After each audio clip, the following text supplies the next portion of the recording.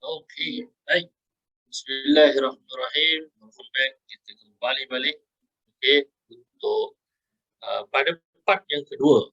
Okey, sambil-sambil tu kalau ada yang ingin bertanya nanti, kumpulkan pertanyaan dan kita boleh selit-selit. Okey, baik.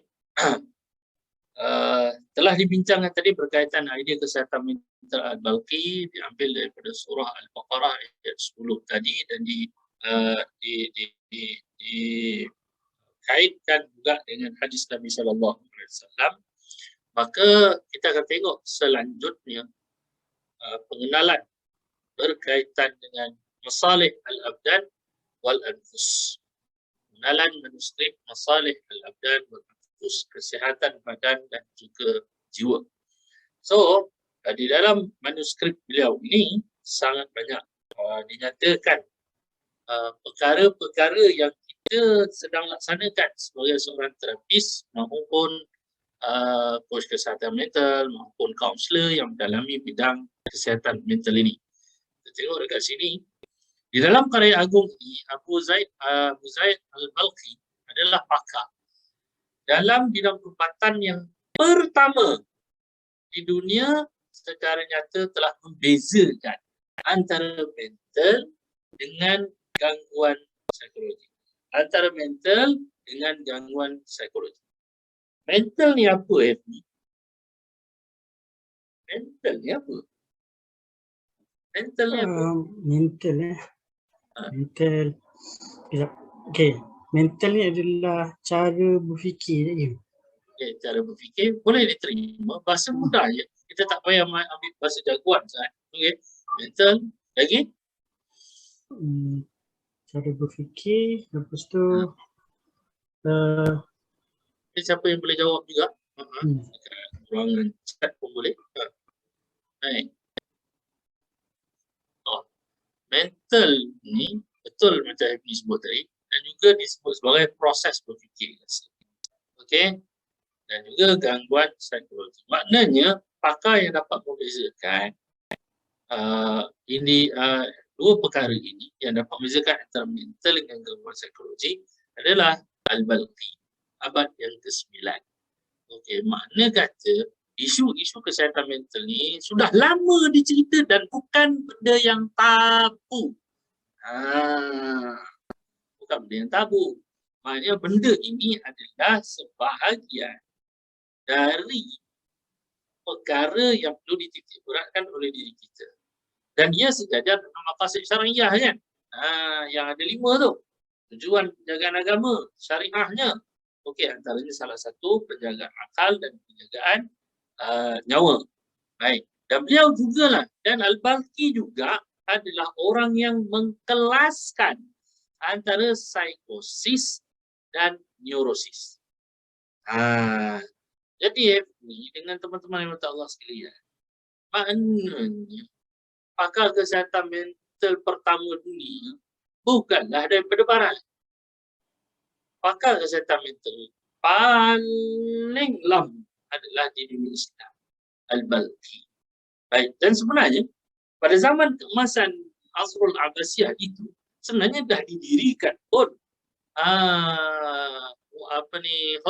hospital sakit mental, hospital sakit jiwa. Memang. Okey, jadi biasalah. Bila kita melalui proses ni, kita belajar dulu daripada sana sini dan akhirnya kita akan melihat rupanya mereka ini mengambil dari mana sumber asalnya. Jadi kalau orang tanya pada Happy, dia tanya pada Ajar, dia tanya pada Zul, dia tanya pada Nisa, Fena, Feti, awak buat terapi-terapi ni asalnya dari mana? Terapi-terapi kesihatan mental ni asalnya daripada mana? Sebutlah, berasal daripada abad yang ke-9. Walaupun namanya tak ada hipnoterapi kat situ, Happy. Tapi itu juga salah satu soalan saya sebenarnya, Zikin. apa soalan? Bila cikgu dah sebut tu, saya nak bertanya. Kan kita belajar hipnoterapi. Bila kita bandingkan antara dua ni, dia nampak ada perkaitan, tetapi ada falsafah yang digunakan oleh hipnoterapi barat lah, senang saya cakap.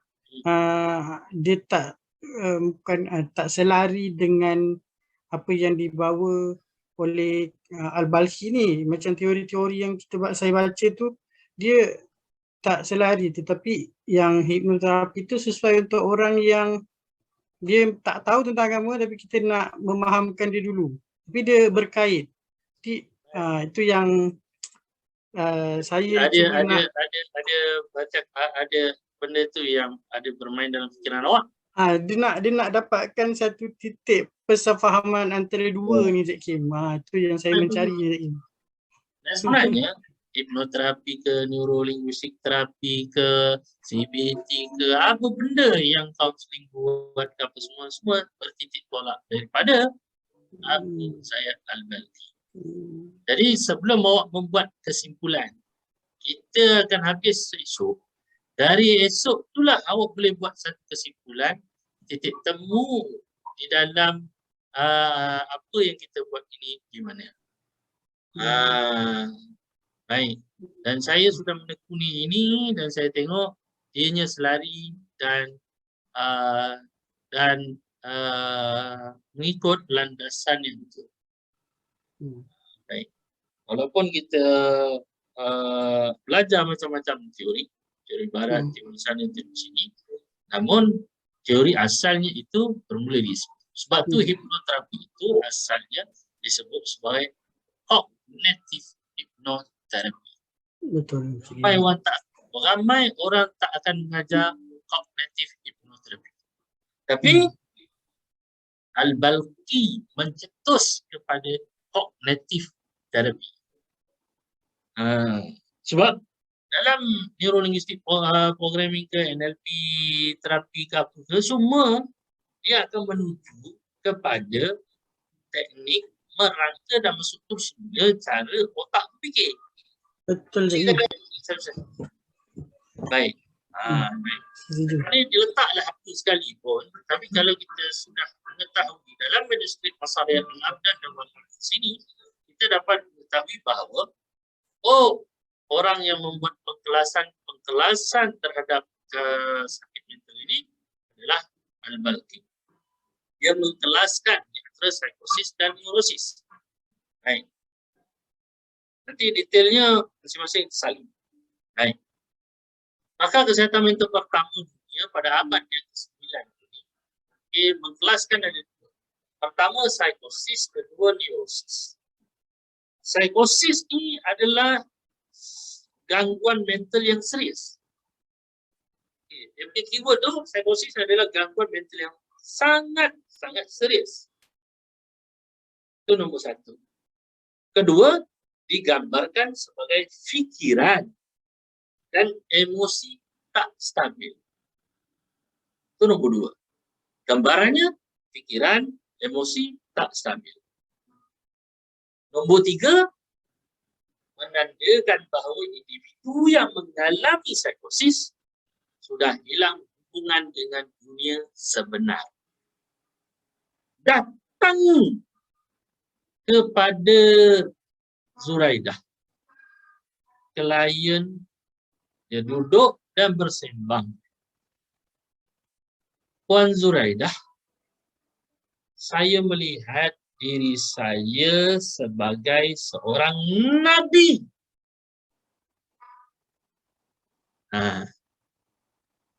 Saya bila bercakap dengan Dr. Fethi, saya nampak Dr. Fethi berada di Sidratul Muntaha. Ini kes yang memang saya dah handle lah, kes pelik-pelik ni. Dan bila dilihat, seperti Al-Balkhi mengkelaskan bahawa individu seperti ini, dia sudah berada di psikosis. Gangguan psikotik. Apa penyakitnya? Tulis kat situ. Dalam ni tak ada. Tulis. Penyakit psikotik ini antara yang dikelaskan adalah skizofrenia. Dekat Malaysia, kalau rakan-rakan teman-teman para terapis yang Allah sekalian, search skizofrenia memang menjadi hot item di atas talian berkaitan perkataan skizofrenia di kalangan rakyat Malaysia. Baik. Nombor satu, gangguan psikotik nombor satu dalam psikosis ni antaranya adalah skizofrenia. Baik. Nombor dua, delusi. Delusi ni percaya pada hal-hal yang tak nyata.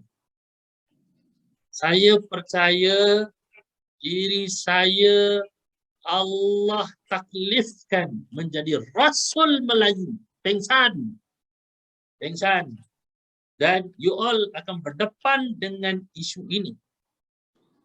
Dan macam mana nak mengendalikan klien-klien yang ada masalah psikosis. Baik. Saya ada beberapa kes lah, kasus yang berkaitan dengan psikosis klien ni. Bukan mudah kan? Baik. Nombor tiga. Gangguan bipolar disorder. Ayah Pin Haji Kahar. Ya, betul lah tu. Ayah Pin Haji Kahar. Oh ya, Ayah Pin siapa-siapa mengaku yang dah hilang hubungan dengan dunia sebenar sampai dia masuk ke mengatakan dia Tuhan dan sebagainya, itu dinamakan dalam psikosis illness yang dikelaskan oleh Al-Balkhi. Gangguan bipolar disorder juga termasuk di dalam psikosis. Ini pun kita kerap mendengar ya. Orang kita dekat Malaysia, dekat Nusantara dan seluruh dunia ada yang mengidap bipolar disorder. Nombor 4, kecelaruan personality. Okay. Kecelaruan personality. Baik. Itu antara psikosis illness, penyakit-penyakitnya. Bahawa macam bapa saya dulu, okay, dia di dalam psikosis illness, skizofrenia. Dan kalau menyebut skizofrenia ini, ramai orang takut. Dia ni gila ke? Dia bukan gila. Okey. Ada benda yang tak selesai ke dalam kepala dia, antaranya adalah ketidakseimbangan bahan kimia yang ada dalam otak. Satu. Kedua, pengalaman-pengalaman kehidupan yang dia lalui tak beres. Okay. Dan bertukarlah menjadi bentuk gangguan mental yang serius. Okey, clear setakat ni? Itu yang dikelaskan oleh Al-Balkhi, psikosis. Manakala Al-Balkhi mengkelaskan yang kedua berkaitan dengan neurosis. Neurosis ni gangguan emosi. Okay. Gangguan emosi akibat apa? Konflik. Akibat konflik yang tidak dapat diselesaikan. Neurosis ni mudah kalau nak faham. Sebagai terapis, sebagai kursus kesihatan mental, sebagai kaunselor, kesihatan mental, bila sebut neurosis, gangguan emosi, akibat apa? Akibat dari konflik yang tidak dapat diselesaikan dan dicirikan dengan keresahan. Dan selalunya orang-orang yang menghadapi konflik pada diri sendiri, dia akan pergi konflik pada diri, dia akan pergi kepada keresahan, anxiety. Sama ada melalui apa? Ketuturan dia atau pelakuan tertentu. Apa contohnya? Contoh dia catat di situ. Kemurungan.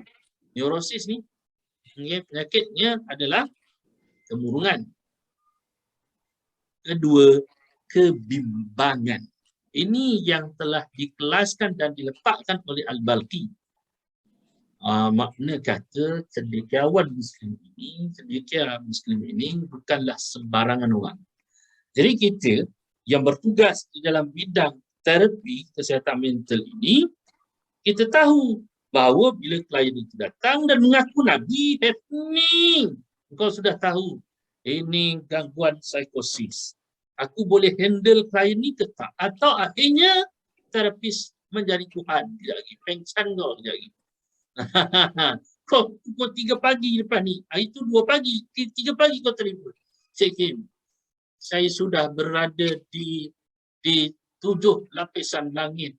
Saya sedang menuju bertemu Allah. Pengsan aku, pengsan. Jangan. Okey, baik. Dan kaedah merawat kedua-dua ininya ada beza sikit. Baik. So itu dia. Okey, clear? Clear, Fena? Okey. Clear. Ya. Al-Balqi dah menjelaskan psikosis dan neurosis. Jadi, catat lebih detail. Macam mana kita sebagai terapi nak tahu, terapis kita nak tahu, macam mana kita sebagai terapi nak tahu klien yang datang pada kita ini seperti Al-Balqi kata, dia ni klien psikosis atau neurosis. Kalau psikosis, catat kat situ. Ciri klien yang psikosis ini, nombor 1, cirinya adalah mempunyai cognitive confusion, iaitu kebingungan kognitif. Bingung. Pemikiran yang bingung, bahasa mudahnya. Pemikiran yang bingung. Orang bingung macam mana ya? Orang bingung macam mana? Bukan bengong. Bengong lain. Bingung. Macam mana ni? Orang bingung? Dia bingung ni macam dia tak tahu apa benda yang dia nak cari sebenarnya. Dia menyanyah. Okay. So, Kak Zai kita, dia nak menjawab? Bingung. Blank lah. Blank. Confused. Blank. Terpinga-pinga. Dia pun. Sebab tu kalau orang-orang yang psikosis ni, okay, dia bercakap pun dia tak tahu dia cakap. Bingung. Sebab dia mengalami gangguan mental yang serius. Saya cadangkanlah kepada kalian as a terapis, coach kesihatan mental. Kalau dah buka nanti pusat rawatan betul-betul, ya, terima 2-3 kes orang psikosis. Jangan ambil yang biasa, neurosis. Neurosis sekejap boleh kita tangani dalam 3 kali okey dah. Tapi psikosis ni we all kena tangani sekurang-kurangnya sebulan, 2 bulan, 3 bulan. Boleh pass over tak Cik Kim? Kalau dalam pertengah jalan tu pass over. Jangan pula dah buat. Apa tu pass over tali puas. Cik Kim, saya dah buat ni tak agak lah Cik Kim. Apa sih saya? Jawapannya awak kena habiskan apa yang awak sudah mulakan. Ini jiran nice. Ya, Kak Zai. Apa ni, ada yang jumpa, saya pernah jumpa kes, siap claim ada kawan di Alam Bunian. Ada kawan. Siap boleh borak lagi. Main sama-sama. Tapi budak tu age dia 10 tahun, 11 tahun. Ya. Betul Kak Zai. Gangguan psikosis atau neurosis ni dia tak kira umur. Tak kira umur. Budak umur 7 tahun pun boleh kena gangguan psikosis. Itu yang dia boleh bercakap dengan alam-alam lain. Dia over daripada dunia sebenar lah. Dan kita sebagai seorang terapis, macam mana nak kendalikan? Kita kena memasuki daerah pemikiran dan realiti dunia dalam otak dia. Barulah kita boleh bantu dia. Okay. Itu kena guna kekuatan lain. Itu maknanya kekuatan dalam kita pun kena kuat lah. Kalau tak nanti. Sebab tu saya tak heran ada kawan-kawan saya yang jadi psikologis, ada yang jadi kaunselor, ada yang saya kenal psikiatris. Akhirnya dia orang sendiri jadi gila. Okay. So, ciri yang pertama psikosis ni cognitive confusion, kebingungan kognitif, pemikiran yang bingung. Kedua, orang yang kena gangguan psikosis ni dia tak miliki fokus, tak ada fokus pada waktu, tempat dan orang. Hari ni berapa bulan? Bingung. Tak tahu. Atau giling kepala. Saya jumpa seorang yang dulu individu yang psikosis ni sebab dia bipolar disorder, lelaki. Oh, saya tengok beratnya kes ni. Saya pun cakap dengan parent dia, puan, tuan, bawa baliklah anak. Saya tak boleh rawat.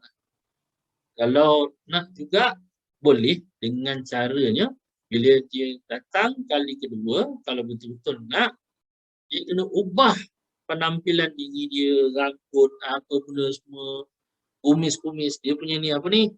Lubang hidung dia yang banyak, apa ni, bulu-bulu yang keluar-keluar tu kena terima apa semua, baru saya terima. Baik. Okey. Kemudian seterusnya, cirinya pula orang yang ada gangguan mental psikosis ini, ciri seterusnya adalah dia mempunyai delusi. Kepercayaan terhadap sesuatu yang tak ada bukti pun. Contoh, dia bercakap dengan Kak Zai, dia bercakap dengan Fatty, dia bercakap dengan Fena, kau tahu malam tadi aku didatangi oleh seorang tua dan memberikan aku ilmu urut-urutan. Dan aku diijazahkan menjadi raja urutan. Dan bukan hanya raja urutan, tapi aku percaya aku adalah Tuhan. Pengsan. Jim, saya celat boleh Jim. Saya memang pernah jumpa orang yang cakap macam tu, tapi dia tak belum masuk lagi yang dia kata tu Tuhan. Tapi tu macam mana Cik Kim? Dia cakap dia mimpi nenek moyang dia bagi ilmu ni lah, ilmu tu lah, dan kelebihan dia anggap benda tu kelebihan, dan sekarang ni dia merawat orang Cik Kim. Macam mana Cik Kim? Banyak sebenarnya di alam Melayu kita khususnya. Dia lah kawan tu Cik Kim. Dan dia memang banyak yang saya kenalan-kenalan yang memang kaki-kaki urut ni yang bukan belajar tapi melalui mimpi-mimpi apa-apa, dan dia pegang kepercayaan tersebut. Dan akhirnya sekiranya tak dikait dengan ilmu yang betul benar, dia boleh jadi gangguan mental yang serius. Okay? Kita nak biar ke tu macam mana tu Cik Kim? Macam ni lah Tiffany dengan rakan-rakan yang lain. Kalau orang itu tidak mahu bertemu doktor, apakah doktor ingin menolongnya? Masih mudah lah kan? Kalau dia tidak bertemu dengan para terapis kita yang terlatih, maka apakah wajib kita membantu dia? Bagi saya lah. Sebab orang yang sakit, orang yang ada isu-isu seperti ini seharusnya lah bertemu dengan orang pakar untuk dibantu. Dia nampak normal dan ada pula yang ikut dia Cik Kim. Aduh, hai. Malah. Macam ayah Pen lah, dia ada pengikut dia. Yang ikut tu kan kawan lah tu. Aduh. Jadi pandai-pandai tengok lah. Cik Kim. Pandai-pandai dah menyelam dengan dia orang macam ni. Saya menyelam dengan orang macam ni, saya menyelam dalam fikiran dia. Apa yang menyebabkan dia berkata begitu dan dia rasa ni, dan tukarkan delusion dia itu kepada guna balik apa yang dia rasa dia percaya itu, tembak balik ke dalam diri dia, akhirnya dia bengong sendiri. Semuanya pendekatan ini kena mahir. Kalau tak nanti you all happy dengan yang lain-lain akan terpusing balik, you all pula yang akan rasa betul lah apa dia cakap. Tak lagi happy jadi pengikut dia. Saya kena menyelam dengan Cik Kim lah gitu. Bukan menyelam dengan aku, carilah orang pakar yang boleh membantu juga. Ramai di sini sebenarnya. Tapi banyak diam, senyap. Okay? Baik. So itu dia. Dan ciri yang selanjutnya adalah ciri gangguan mental psikosis ini dicirikan dengan seterusnya adalah halusinasi. Tulis kat situ, halusinasi. Persepsi tanpa stimulus yang nyata. Maksudnya dia mula berhalusinasi. Ada 3 jenis halusinasi, ada 4. Ada 5 jenis halusinasi. Ada 5 jenis halusinasi. Antaranya adalah halusinasi dalam bentuk gambaran. Tengah-tengah bercakap dengan Happy, dengan Kak Zai, dengan Fatty, dengan yang lain-lain, klien tu tengok. Belakang Dr. Fatty ada benda terbang. Terang. Saya hadapi individu yang keluar dari buat psikiatris dekat satu kursus dulu. Kursus zakat, aku ingat lagi. Malam tu dia meracau-racau. Suami dia tak boleh tidur, panggil saya. Saya berborak dengan dia. Oh, Cik Kim, saya nampak itu terbang belakang Cik Kim. So, saya pun buat. Betul apa yang awak sebut. Di belakang saya ni pun ada benda terbang. So, sekarang saya nak awak tangkap benda terbang tersebut. Dia tangkap, ni. Dia tangkap. Awak nak tangkap dengan apa? Dengan tangan ke? Dengan apa? Saya nak tangkap dengan kedua-dua tangan saya. Tangkaplah. Dia tangkap. Lepas tangkap, awak nak buat apa? Awak nak ikat ke? Awak nak lepaskan ke apa? Saya tangkap dan saya nak ikat dia. Sekarang dah tangkap kan? Dah. Pejam mata sekejap. Dah. Ikat dia. Ikat. Lepas ikat nak buat apa? Saya nak buang dia jauh-jauh. Buang dah awak jauh-jauh. Buang. So, buang. Lepas tu pengsan. Pengsan. Dia dekat dengan suami dia. Bawa isteri dekat dalam bilik tidur. Besok subuh bangun.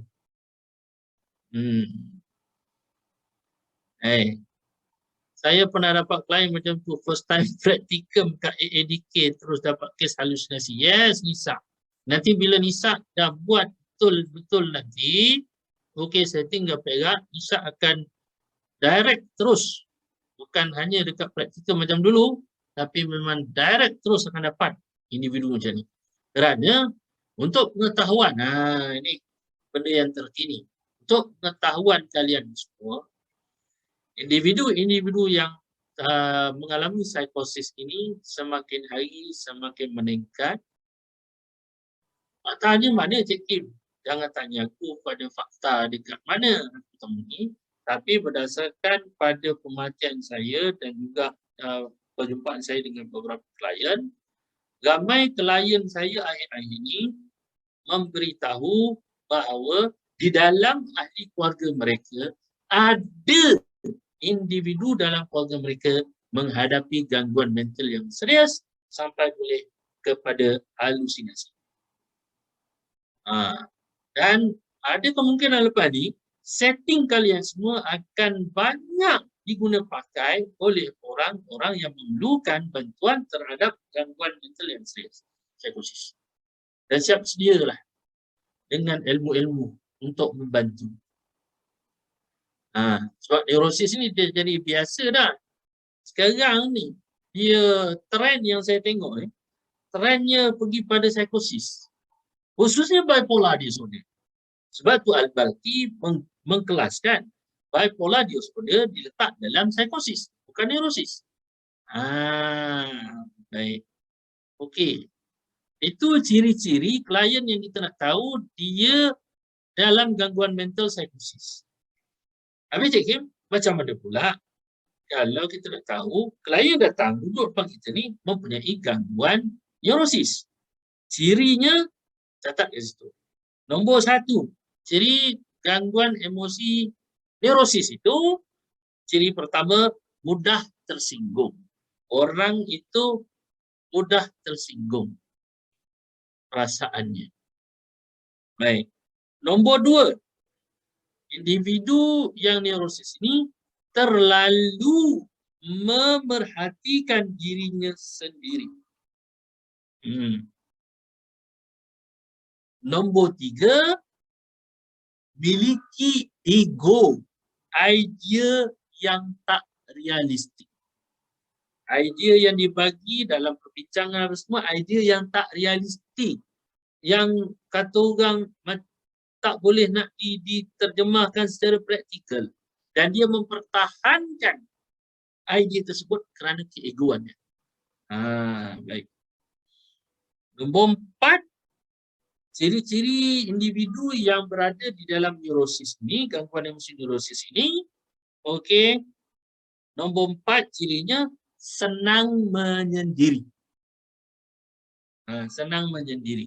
Sebab tu kalau kita tengok orang-orang yang kena kemurungan, kesedihan, kebimbangan, cirinya memang ada, dia suka kepada menyendiri. Senang untuk menyendiri. Nombor 5,